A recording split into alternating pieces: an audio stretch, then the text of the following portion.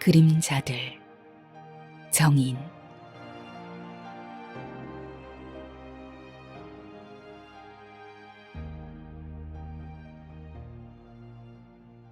나는 지금도 그들을 잊을 수가 없다. 그들은 기억의 수많은 켜 속에 가라앉아 있다가 가끔씩 잘못 절여진 열매처럼 떠올라 나를 빤히 쳐다본다. 어떨 때는 그냥 안부를 묻는 것 같고 어떨 때는 나를 원망하는 것도 같다. 그럴 때면 이젠 세상에 없는 그들을 향해 조용히 내까린다. 미안, 보리. 죄송해요, 할머니. 이제 나도 그때보다 나이가 들었다. 그때는 충분히 알지 못했던 것을 지금은 다 알 것 같다.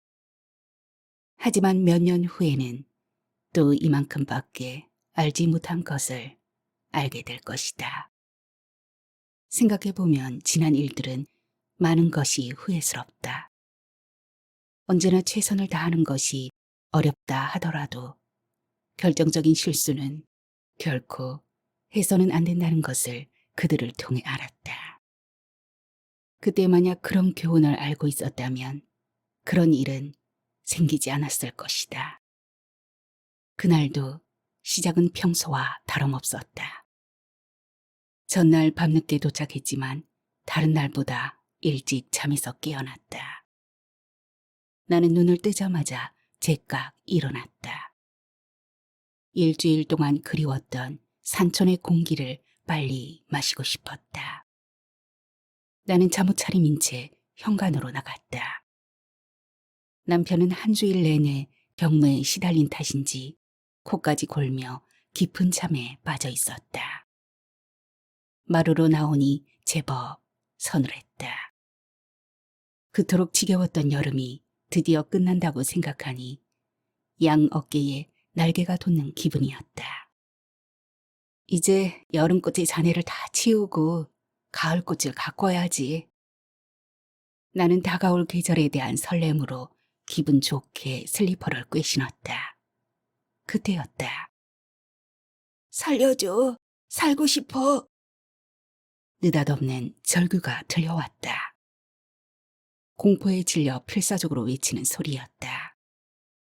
너무 놀라서 시체말로 간이 툭 떨어지는 것 같았다. 전율이 온몸을 휘감았다.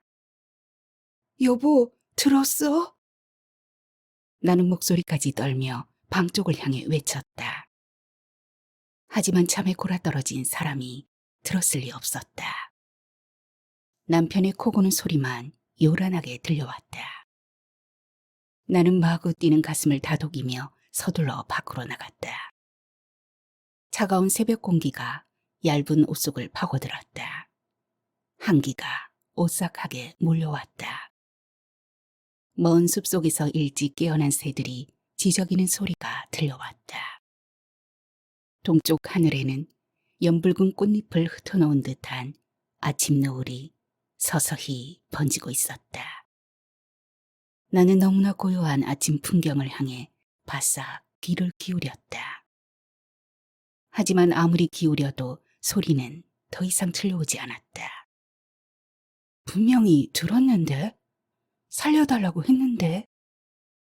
조금 전에 들었던 소리의 절박함과는 너무나 대조적인 적막감을 견딜 수 없어 나는 혼자 구시렁거렸다. 소리가 들려올 때라곤 앞집과 뒷집뿐이었다. 다른 집들은 모두 돌아앉아서 마을의 다른 골목으로 연결되어 있었다. 그곳에서 들려오는 소리라곤 이따금 마을을 찾아오는 생선 장수와 전자제품을 수거하려는 고물 장수들의 호갱용 마이크 소리뿐이었다. 앞집에는 올해 83이 된 할머니와 두어 달 전에 또 새끼를 낳아 노익장을 과시한 9살짜리 보리가 있었다. 어쩌면 지난주에 서울에서 온 딸이 아직 있을 수도 있었다.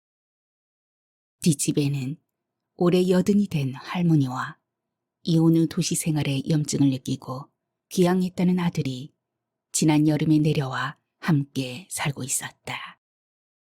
그런데 이번 주말에는 장손이 결혼해서 큰아들 집에 간다던 말을 지난주에 들은 참이었다. 환청이었을까? 나는 귀를 의심했다. 그럴 리 없다 하면서도 워낙 감쪽 같아서 해보는 생각이었다.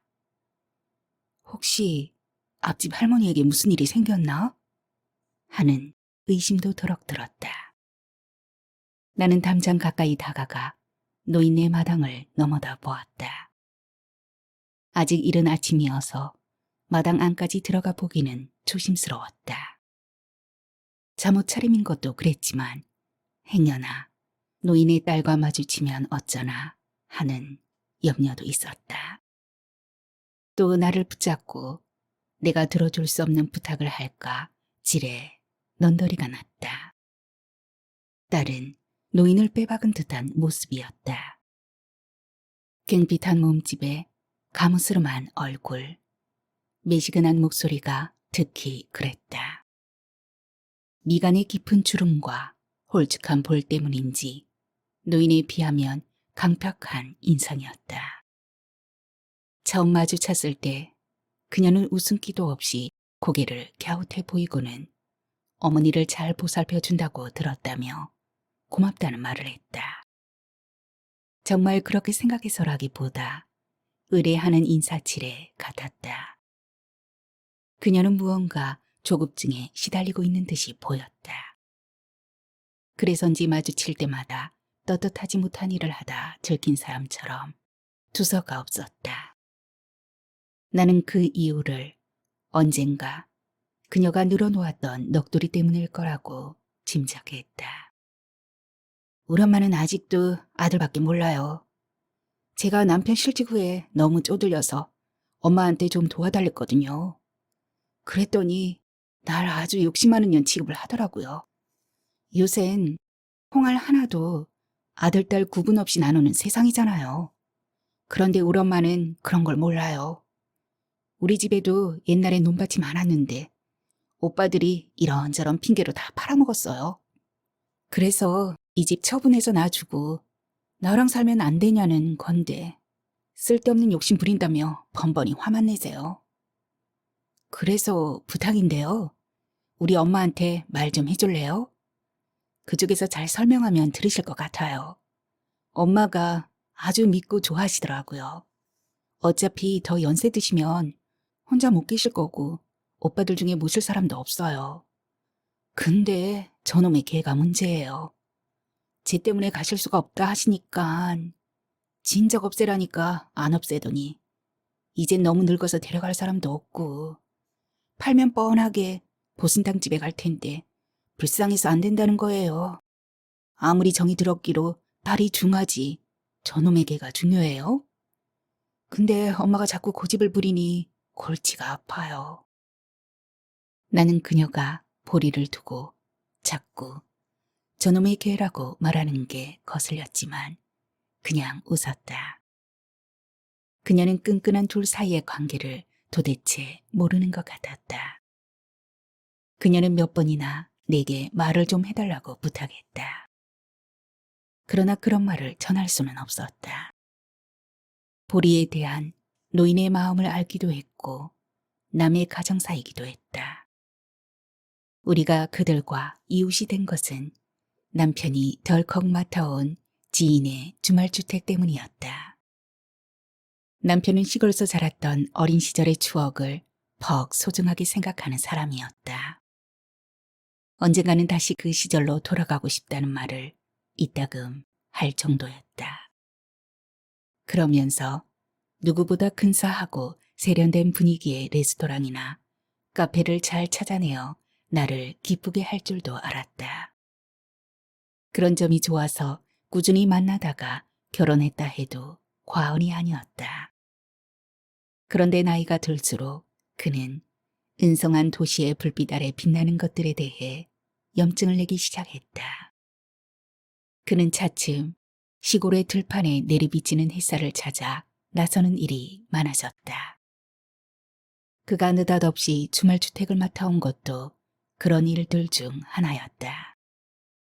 어느 날 저녁 그는 퇴근하면서부터 내 눈치를 살피다가 식탁에 앉자마자 잠옷 상기된 얼굴로 그 얘기를 꺼냈다.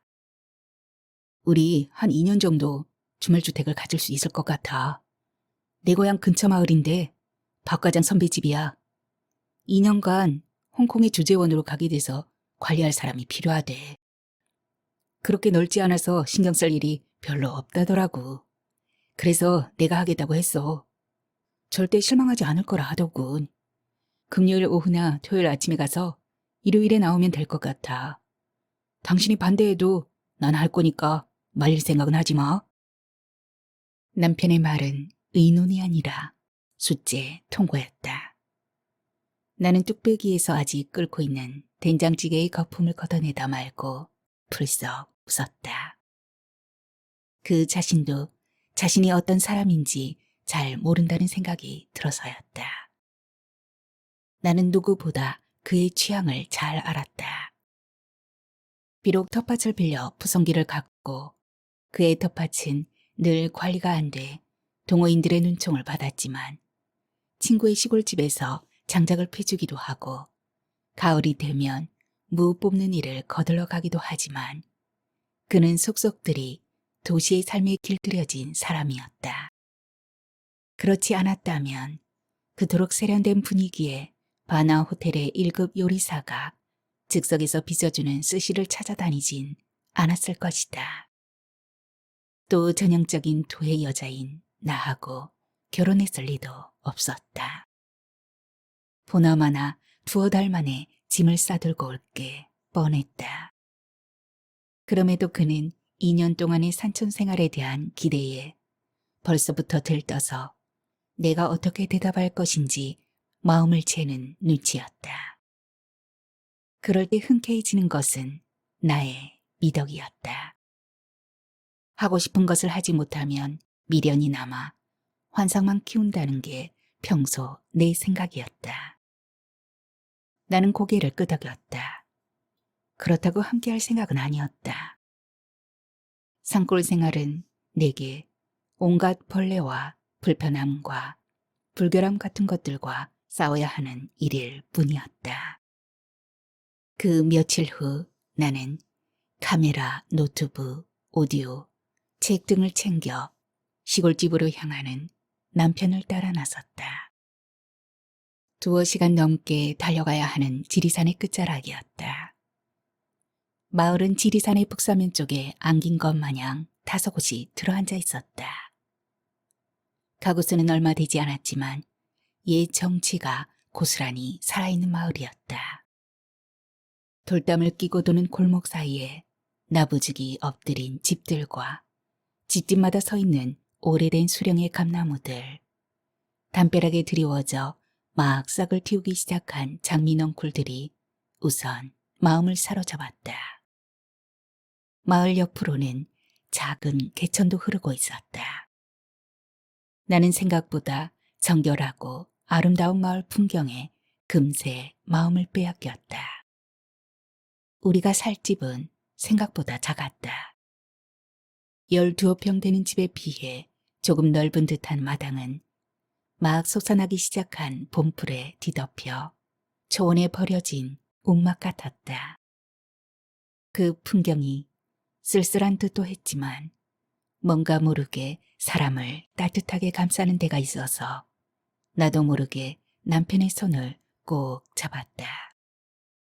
마을 초입에 들어서면서부터 입이 귀에 걸린 채 내 눈치를 살피던 남편이 여호! 환호성을 내질렀다. 그때 맞장구 치듯 가까운 곳에서 컹 하고 개짖는 소리가 들렸다. 우리는 동시에 소리가 난 쪽으로 고개를 돌렸다. 그리고 그들을 보았다. 가녀린 체구에 햇빛에 마른 오약 같은 얼굴을 한 할머니와 새하얀 털을 가진 개 한 마리. 그들은 집드락을 에워싼 나지막한 돌담 너머 흙바닥에 퍼들이고 앉아 우리를 쳐다보고 있었다. 눈이 마주치자 이미 알고 있다는 듯 할머니가 싱그레 웃으며 고개를 주워거렸다. 안녕하세요. 남편이 넉살 좋게 인사를 건네며 할머니 쪽으로 다가갔다. 노인이 한쪽 무릎에 손을 얹고 힘겹게 몸을 일으켰다. 개도 꼬리를 흔들며 우리 앞으로 달려나왔다. 순간 나는 걸음을 멈추었다. 아니, 움직일 수가 없었다. 오랫동안 잊고 있었던 어떤 풍경이 불쑥 얼굴을 디밀었던 것이다. 그것이 노인의 작고 여인 몸피 때문인지 무릎에 손을 얹고 힘겹게 몸을 일으키는 모습 때문인지는 알 수 없었다. 할머니. 나는 눈을 꾹 감았다가 뜨며 입속으로 가만히 그 이름을 불러보았다. 회오의 감정이 서늘하게 가슴을 스쳤다. 나는 남편과 얘기를 나누는 노인과 그 곁에서 살랑살랑 꼬리를 흔들어대는 개를 보면서 나를 몹시도 사랑했던 나의 할머니를 떠올렸다. 할머니는 맞소녀인 나를 맹목적으로 사랑했다. 나만 보면 눈빛이 흐뭇해져서는 처정이 참말로 무섭대. 니만 보모 와 이리 졌노. 라는 말을 하시곤 했다. 아버지는 그런 할머니의 마음을 헤아려 방학만 되면 나를 할머니 댁에 보냈다. 어릴 적엔 아버지가 데려다 주었지만 내가 어느 정도 자라 혼자 갈 수 있게 되자 아버지는 나를 시외버스 정류장까지만 데려다 주었다. 몇 시간을 달려가 버스에서 내리면 할머니가 나를 기다리고 있다가 아이고 내 새끼 라며 얼싸안고는 볼을 마구 비벼댔다. 그때마다 나는 할머니 머리에 노랗게 앉은 흙먼지를 보았지만 그것이 나를 보고픈 마음에 너무 일찍부터 나와 기다린 때문이란 것은 알지 못했다. 할머니를 생각하면 늘 그 생각이 먼저 떠올랐다. 포장이 되지 않아 흙먼지가 풀풀 날리는 길가에서 얼마나 오래 기다렸으면 그랬을까. 내가 온다는 기대에 부풀어 아침부터 정류장에 앉아 하루에 3번 도착하는 버스를 얼마나 바라보고 계셨을까. 그런 생각을 해본 것은 꽤 시간이 흐른 후였다.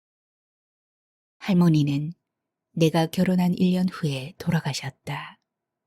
하필이면 내가 만삭의 배를 안고 뒤뚱거릴 때였다.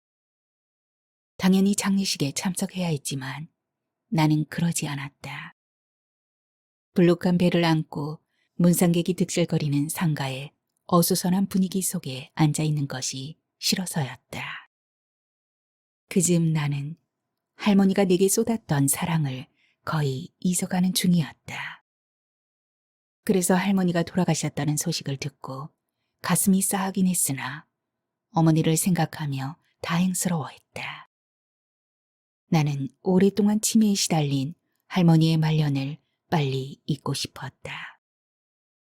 그렇게 깔끔하고 인자하고 버릴 게 하나 없다는 평판을 듣던 할머니가 노년에 이르러 추한 모습밖에 보여줄 게 없다는 사실은 충격적이었다. 내가 대학에 가면서부터 함께 살게 된 할머니는 이미 병적 징후를 갖고 있었지만 아무도 알지 못했다. 그즘 할머니는 사탕을 아랫목에 감춰놨다. 다 녹아버린 것을 내 손에 쥐어주기도 하고 아버지가 사온 단팥빵을 담배함에 구겨 넣어놨다가 바지 다 터져버린 것을 내 가방에 몰래 넣어놓기도 했다. 시도 때도 없이 내 이름을 부르며 방문을 두들겨 대는가 하면 종일 장간죽을 쥐고 있던 손으로 내 밥숟갈에 이런저런 반찬을 올려놓기도 했다. 싫었지만 내색할 수가 없었다. 그런 기색이 조금만 비치면 할머니는 돌아앉아 눈물을 훔쳤다. 나는 날마다 목이 죄는 것 같았다. 할머니를 보고 웃기는커녕 인상부터 찡그리는 날이 많아졌다. 그 때문에 나는 아버지께 자꾸 꾸중을 들었다. 나이 들어 성격이 변하시긴 했지만 사랑이 깊어 그러신 걸 좀 웃어주면 안 되느냐는 게 이유였다. 그 행동들이 치매 증세라는 것을 알게 된 것은 1년이나 지난 후였다. 나는 지칠 대로 지쳐 연민조차 가벼웠다. 늙는다는 것이 끔찍하기만 했다.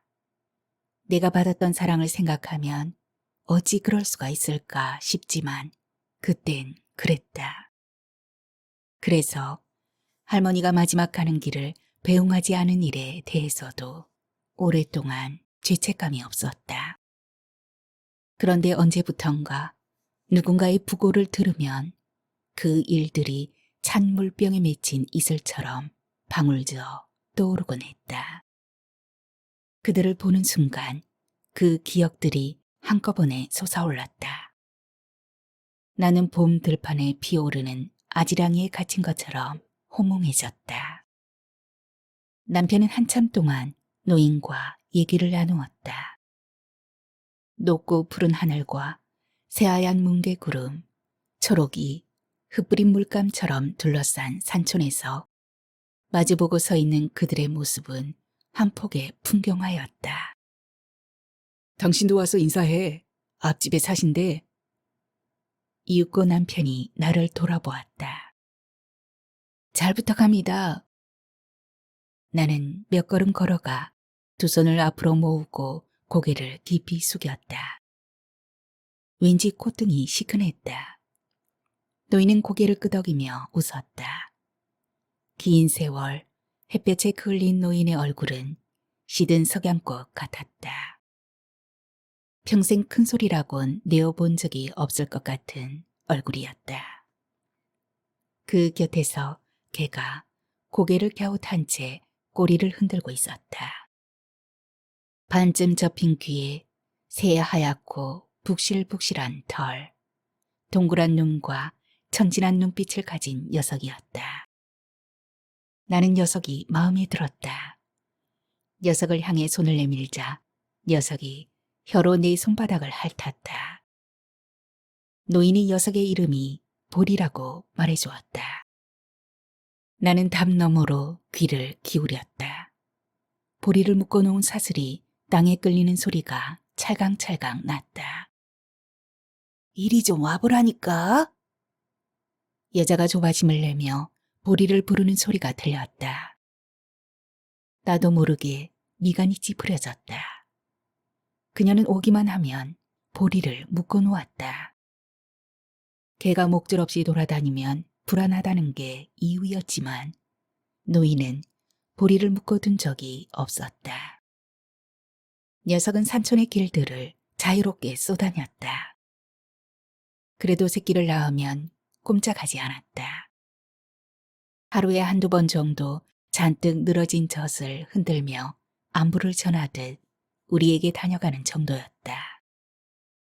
가끔씩은 오자마자 널브러져 자기도 했다. 이젠 노구여서 시도 때도 없이 젖을 찾는 새끼들에게 시달리는 게 힘든지 메고 가도 모를 정도로 깊이 잤다. 그럴 때도 새끼들이 뭔가 기척을 보내기만 하면 어찌 알아들었는지 쏜살같이 달려갔다. 젖을 뗄 무렵에는 마당을 휘젓고 다니며 새끼들과 한참씩 놀아주는 모습이 그렇게 기특할 수가 없었다. 하지만 젖을 떼고 나면 떠나보내는 게 순서였다. 노인은 장날을 기다렸다가 이웃집에 부탁하여 모두 내다 팔았다. 그날부터 보리는 아무것도 먹지 않았다. 내가 고깃국에 밥을 말아주고 남편이 맛난 간식을 눈앞에 들이밀어도 시큰둥했다. 참 유별난 시위였다. 그 일을 보다 못한 노인이 기어이 언성을 높이고서야 끝이 났다. 한두 번도 아니고 새끼를 보낼 때마다 어째 이라노. 다 늙어갖고는 먼 지랄로 암내를 풍기갖고는 뜨이 날리고 말이다. 사람이나 짐승이나 새끼란 거는 때가 되모 다 떼보내야 하는 기다. 네가 일하면 내 맘이 좋겠나? 나도 인자 늙어서 네 치닥거리 하기도 힘드니까네. 제발 그만 좀 해라. 안 그라모 니도 마 보내볼 기다. 노기를 띤 노인의 말투는 사뭇 협박조였다. 보리는 그제서야 부스스 일어났다.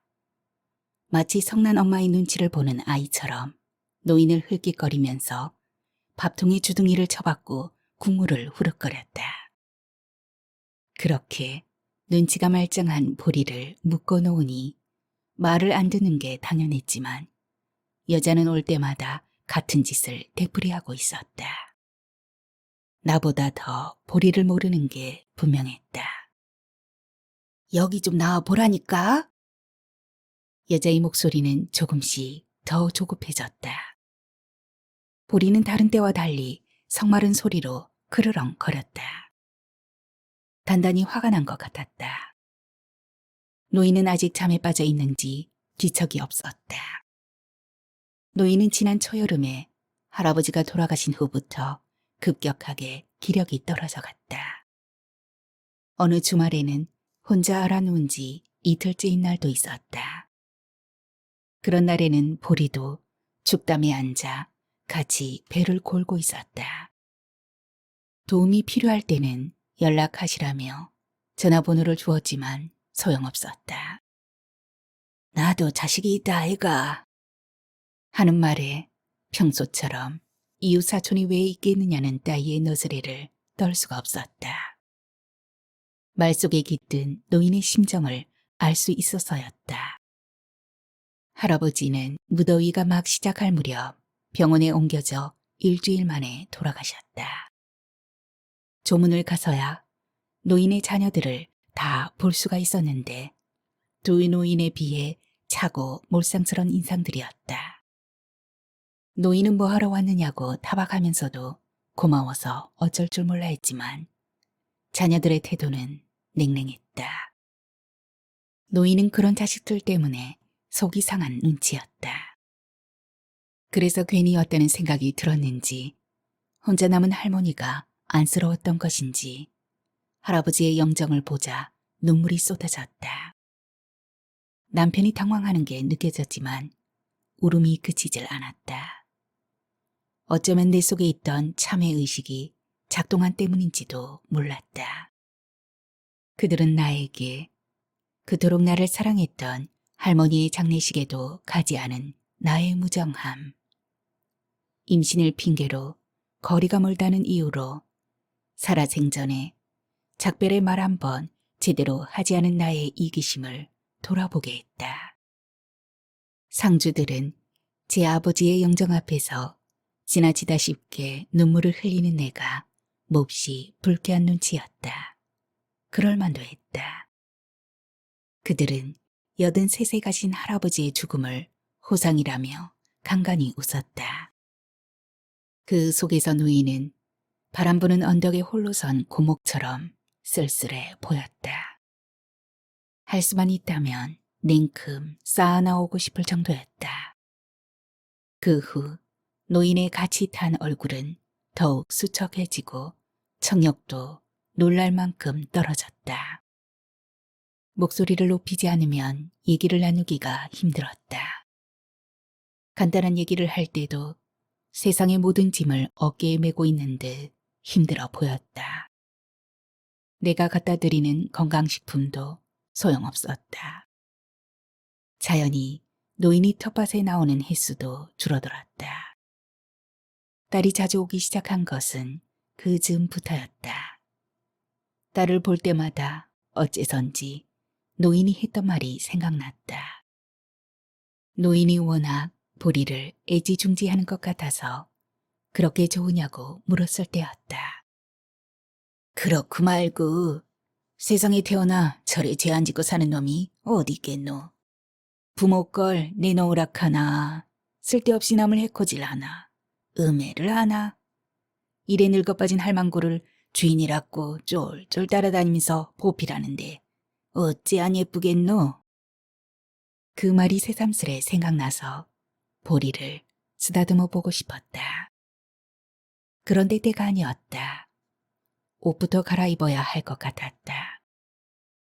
가을이 오고 있는 산촌의 이른 아침 공기는 그새 온몸을 얼얼하게 만들었다. 나는 돌아섰다. 소리의 근원은 끝내 찾을 수가 없었다. 환청이라기엔 너무나 생생한 절규였지만 알 수 없는 일이었다. 어쩌면 그가 악몽을 꾸다가 하필 내가 밖으로 나가려 할 찰나에 내질은 창고되었는가 싶기도 했다. 그동안 산촌 생활은 생각보다 만족스러웠다. 남편은 당연했지만 나도 뜻밖의 그랬다. 산촌에서 보내는 이틀은 바쁜 일상을 벗어나 오로지 자연으로 돌아가는 시간이었다. 꽃밭을 가꾸는 정도의 적당한 노동과 편안한 휴식, 그로 인해 갖게 되는 여유로운 사고들이 그동안 가졌던 삶의 태도에 대해 돌아보는 시간을 갖게 했다. 나는 종종 앞집 할머니와 보리와 어울렸다.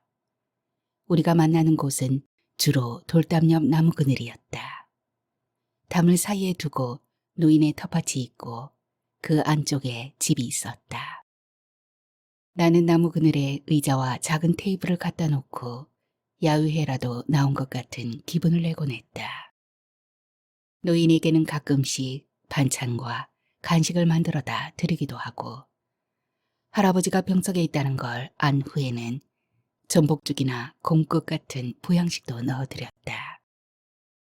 처음에는 한사코 거절하던 노인도 나중에는 내 성의를 받아들이면서 손수 기른 밭작물과 푸성귀들을 넘치게 나눠주었다.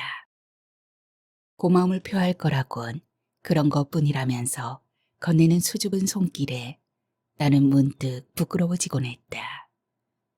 뒤늦게 시작된 할머니에 대한 죄책감을 이참에 씻어버리란 생각을 나도 모르게 하고 있었던 것이다. 그런 속에서 우리는 하루가 다르게 서로에게 친밀감을 느꼈다.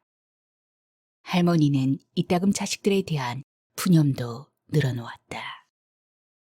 도시에 사는 세 아들이 번갈아 이런저런 핑계를 대면서 논밭을 거의 팔아가고도 살림이 펴질 않으니 아예 오지를 않는다거나 밥은 안 굶고 사는지 궁금한데 생전 오란 말을 하지 않으니 가볼 엄두가 안 난다는 얘기. 하나밖에 없는 딸은 오빠들은 땅을 주고 저는 왜 안 주냐며 한 번씩 와서는 지금 살고 있는 집은 저 줘야 한다고 못을 받고 간다는 얘기 등. 클 때는 다 착했는데 세상이 변해 삥긴지 내가 자식을 잘못 키운 긴지 요새는 당최 내 자식들 같지가 않아. 하기사 이 동네 그런 집이 한둘이 아니지. 집집마다 땅떼기 좀 있으모 자식들이 눈을 딱 불시고 있어서 내 땅도 내 맘대로 못한다 카이. 그 말 끝에 노인은 무심코 이웃이 자식보다 낫다는 말을 했다. 노인은 이내 얼굴을 붉혔다. 나는 못 본 척 보리의 등떨미를 쓰다듬었다. 그러면 노인의 얼굴이 금세 환해졌다. 우리 보리가 참말로 영리하대. 2달 된 걸 데리고 와서는 9년을 같이 살았는데 조화가 없었으모 두 늙은이 사는 기 참말로 허전했을 기라. 곰살구 준 막둥이 구실을 얼마나 톡톡히 하던지. 하도 영특하이 동네에도 소문이 다 났다 아이가. 산에서 길 잃은 사람을 7이나 구했거든. 걔가 9년을 살았으모 영 늙은 기라 하던데. 내 죽기 전에 먼저 죽으면 좋겠다. 그래야 여기 어디라도 파묻어 줄 낀데. 보리를 돌아보는 노인의 눈길이 애잔했다. 묵묵히 엎드려 있던 보리가 몸을 털고 일어나더니 긴 주둥이로 노인의 다리를 2번 툭툭 치고는 돌아앉았다. 그리고는 제 가슴에 얼굴을 묻어버리는 모습이 그런 말은 듣기 싫으니 제발 하지 말라는 것처럼 보였다. 저 봐라. 저 아가 저래 속이 멀쩡하대. 듣기 싫은 소리 하모 꼭 저란다 카이. 노인이 보리를 흘겨보면서도 입가에 웃음을 흘리는 바람에 나도 웃었다. 우리의 시간은 그렇게 흘러갔다. 나는 노인에게서 우리 마당에 줄기차게 솟아나는 잡초들도 제각기 이름이 있다는 것을 배웠다. 지친개, 보리뱅이, 냉이, 새무릎, 명아주, 쇠비름, 질경이, 애기똥풀, 환삼덩굴. 겨우 민들레나 개망초만 알았던 나는 책에서나 본 사냐초들이 우리 마당에 널려 있다는 사실에 놀랐다. 저 중에 환삼덩굴이나 몹쓸 풀일까? 우리 어릴 적엔 다 나물로 먹던 것들이라. 잡초락해도 꽃을 안 피우는 게 없어서 지가끔 다 안 예쁜 게 없다. 알고 보면 풀들 사는 것도 사람이랑 다를 게 하나도 없대.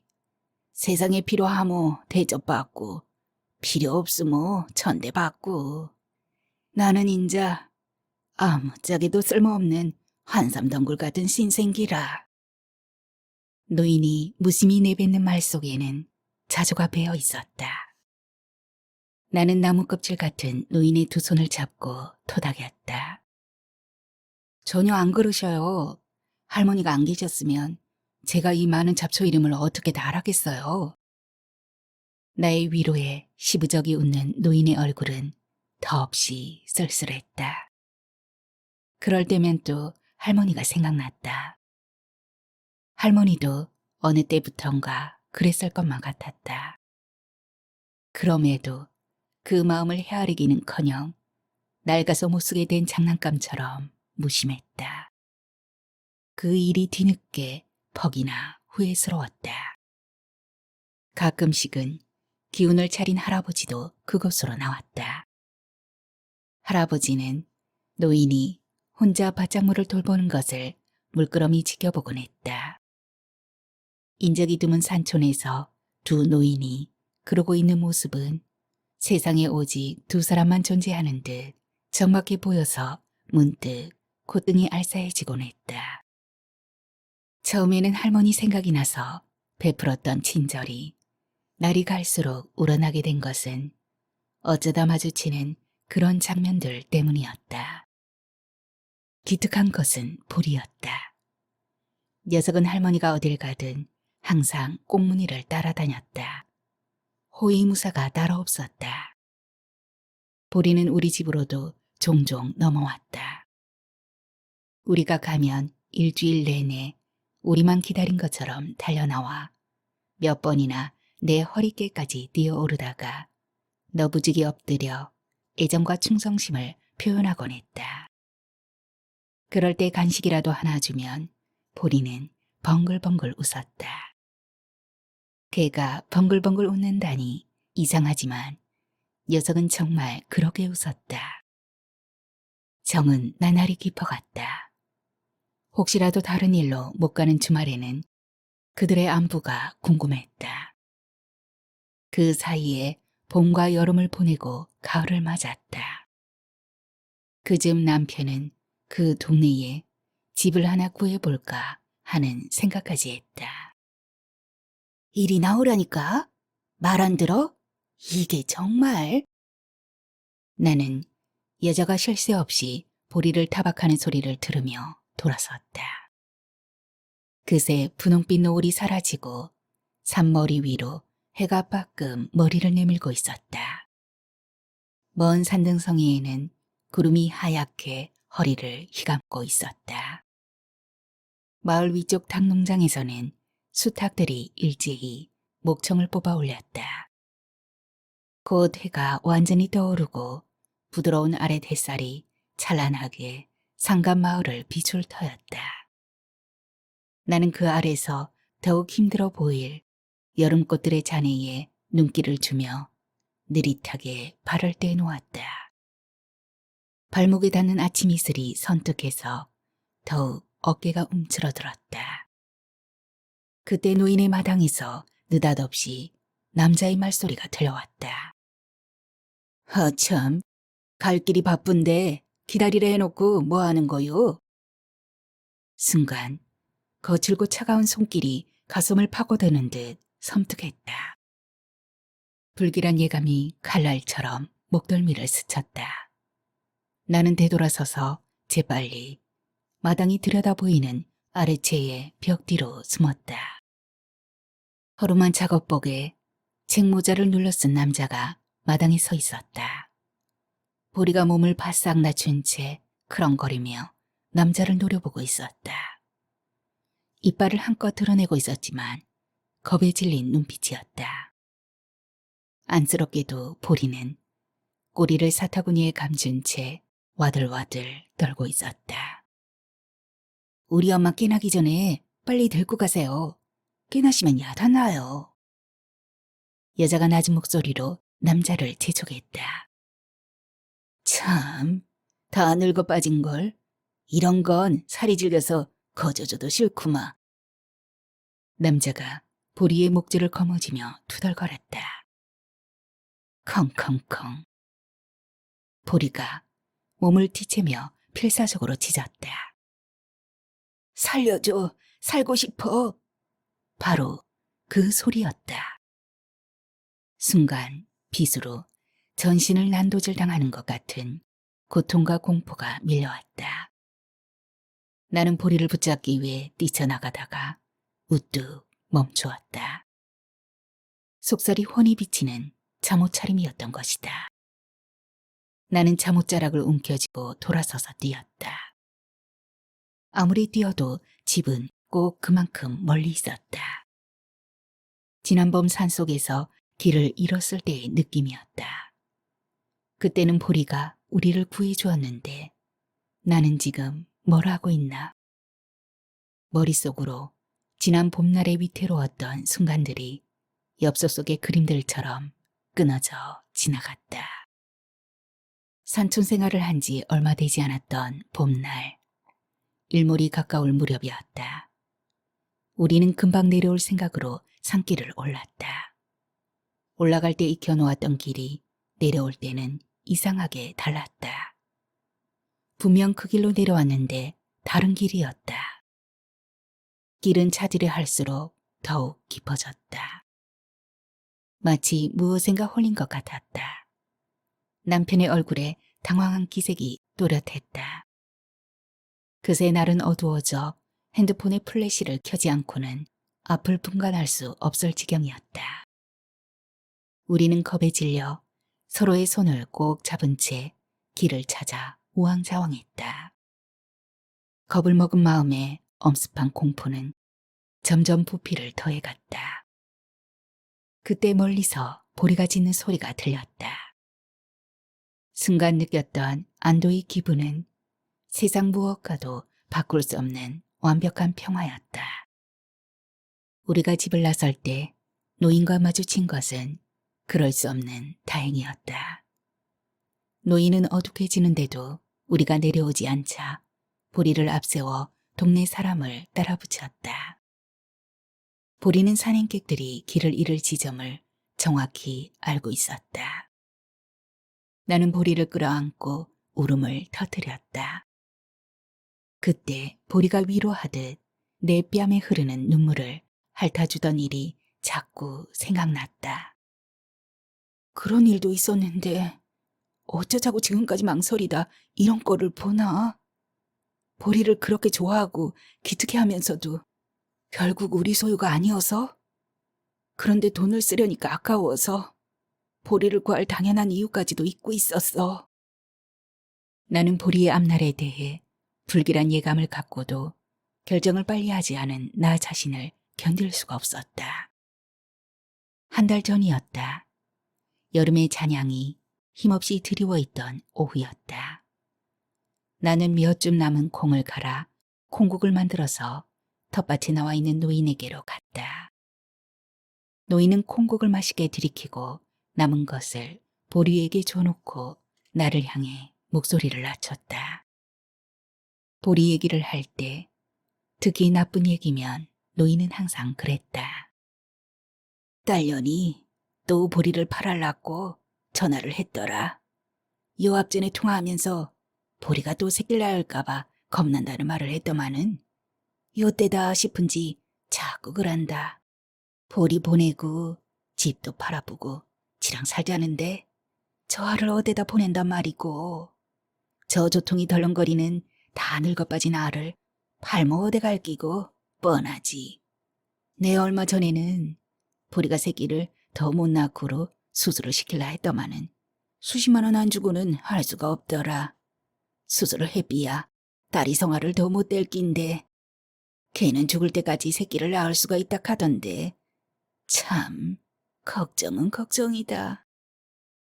노인이 소심 어린 눈길로 보리를 돌아보며 인자 제발 그만 좀 해라이 하면서 다짐을 두었다.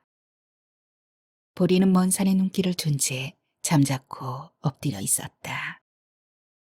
이번엔 새끼 안 받으려고 내 단단히 묶어놨는데 늙어갖고도 얼마나 암내를 풍기는지 새북에 나보이 턱하니 안방을 하고 안 있나.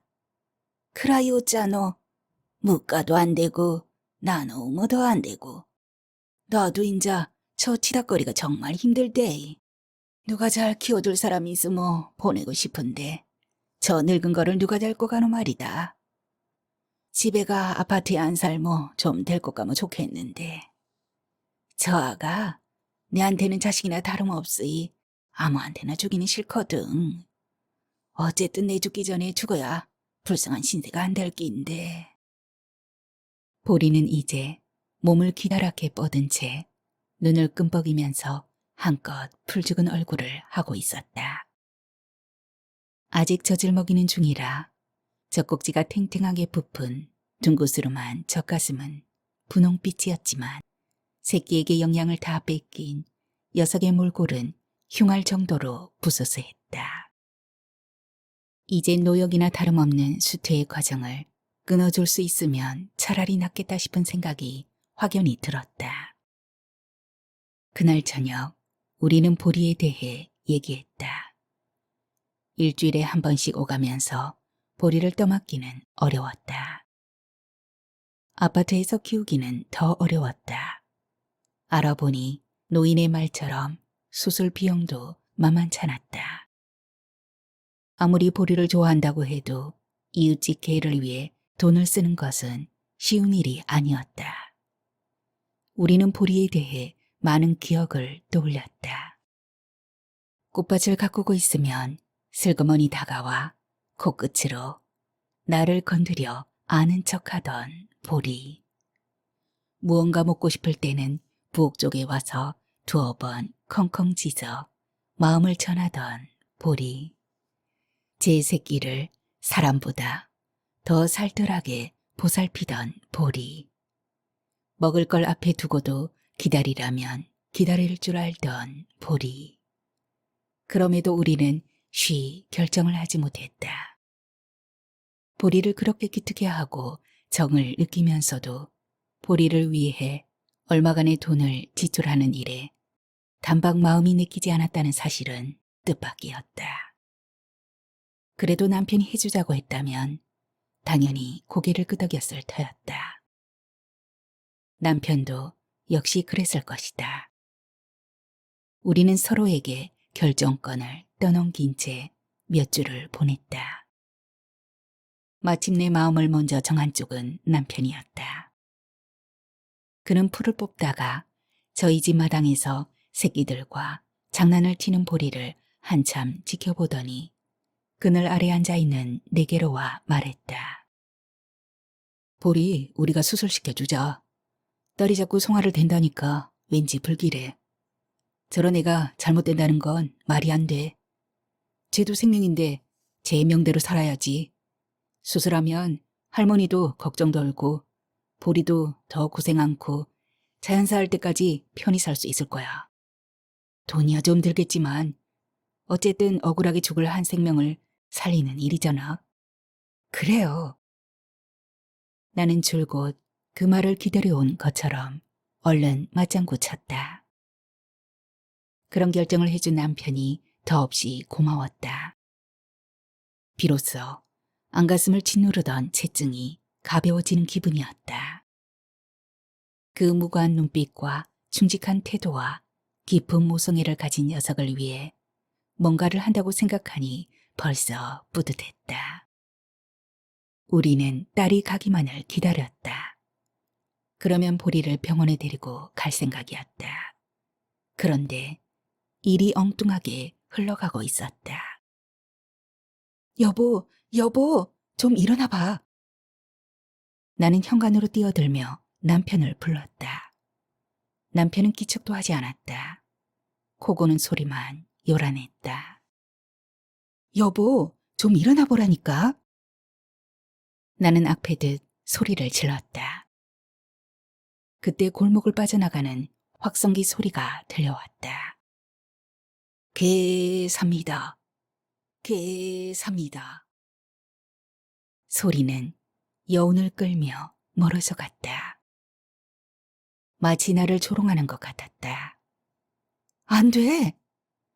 나는 소리를 지르며 밖으로 뛰쳐나갔다. 돌담을 넘고 텃밭을 지나 노인의 집 마당까지 뛰었다. 마당은 텅 비어 있었다. 보리의 집 앞에 보리가 메고 있던 목줄만 덩그러니 떨어져 있었다. 그 위로 아침 햇살이 눈부시게 떨어져 내렸다. 나는 그 자리에 무릎을 꺾고 앉아 얼굴을 묻어버렸다. 그날 내가 쪼그리고 앉은 채 울고 있을 때 여자가 들어왔다. 손에는 10,000원짜리 지폐가 몇 장 들려 있었다. 여자는 나를 보자 얼른 돈을 주머니에 집어넣었다. 그리고는 나를 외면한 채 변명하듯 말했다. 엄마가 보리 때문에 이 집을 못 떠나시니 어떡해요. 이렇게라도 해야지. 아무리 정들어도 걔는 걔니까. 시간 지나면 괜찮아질 거예요. 그녀의 말은 그러길 바라면서 자신에게 하는 다짐 같았다. 나는 다시 눈물이 차오르는 것을 느끼며 겨우 한마디 뱉었다. 어떻게 보리를 팔아요? 그녀가 어이없다는 듯이 나를 흘겨보았다. 그 눈길은 이제 와서 왜 그래? 당신들이 좀 빨리 알아서 하지 그랬어? 하고 나를 비웃고 있었다. 무슨 일이고 아침부터. 어느새 나왔는지 노인이 마루 끝에서 우리를 내려다보고 있었다. 잠에서 막 깨어난 모습이었다. 노인은 얄짤한 잠옷만 달랑 걸치고 자기 집 마당에 서 있는 내가 아주 의아한 모양이었다. 내게서 눈을 떼지 않은 채 마당으로 내려서다가 벼랑간 보리의 집 쪽으로 눈길을 돌렸다. 그리고 텅 비어버린 햇살을 받아 더욱 남루하게 보이는 보리의 집을 똑똑히 보고 말았다. 세상에. 노인이 짧은 탄식을 내뱉으며 그 자리에 주저앉았다. 인연이 그의 일을 저질렀네. 내가 그렇게나 안 된다 했는데 웃자 잡고 그 자식 같은 거를. 노인의 목소리는 땅속으로 꺼져들었다. 안음살이 다 빠져 합죽해져 버린 노인의 볼을 타고 한 줄기 눈물이 흘렀다. 여자가 곁으로 다가가자 노인이 팔을 내저었다. 여자가 더 나서지 못하고 노인에게 사정하다시피 말했다. 엄마가 몸도 그러면서 보리 때문에 나랑 못 가겠다니 어떡해요. 이렇게라도 해야지. 엄마가 살아야지 그가게가 뭐 그리 중요하다고. 왜 날 안 믿고 자꾸 그러냐고요. 그가게라니. 니보다 100번 낫다. 내가 그렇게 안 된다 했는데도 네 욕심 차리려고 기어이 사다를 내는데 나도 네 뜻대로 안 되모 어디 갖다 내삐를 까이가. 나는 여기서 죽을 끼다. 인자 가거라 고마. 여자가 암담한 눈길로 노인을 쳐다보더니 와락 울음을 터뜨렸다. 내가 오직 답답하면 그런 궁리를 했겠어요. 모른 척 좀 도와주면 어때서 날 이렇게 몰아세워요? 다 허물어져가는 이 집이라도 있으면 도움이 될 것 같아 그러지. 다시는 안 올 테니까 혼자 죽든 살든 마음대로 해요. 여자가 방으로 들어가더니 주섬주섬 가방을 꾸려 나왔다. 말렸지만 소용없었다. 여자는 눈물이 어른거리는 눈으로 나를 스쳐보고는 가버렸다. 노인은 대문을 빠져나가는 딸의 뒷모습에 무너지듯 통곡을 터뜨렸다. 그날 노인의 울음은 오랫동안 그치지 않았다. 노인은 그해 겨울에 돌아가셨다. 서서히 곡기를 끊어버린 것이 원인이었다. 숨이 가녀린 노인을 발견하고 안아들었을 때 건부를 한 줌 하는 것 같았다고 남편은 말했다. 우리는 노인의 장례식에 가지 않았다. 웃고 있을 이제는 완전히 빚을 청산한 것 같은 얼굴로 또 후상이라고 말하고 있을 노인의 자식들을 보고 싶지 않았다. 장례식 날 우리는 노인이 보리와 함께 앉아있던 텃밭 한 구석에 국화다발을 내려놓았다. 할머니가 생각났다. 너무나 그리웠지만 소용없는 일이었다. 나는 용서를 빌었다. 나를 누구보다 사랑했던 할머니께 작별 인사도 하지 않고 보내버린 나의 이기심과 무정함에 대해, 그래서 또 잃고만 보리와 노인에 대해. 남편은 그 동네에 집을 구하려던 계획을 포기했다. 우리는 집을 비워둔 채 철수했다.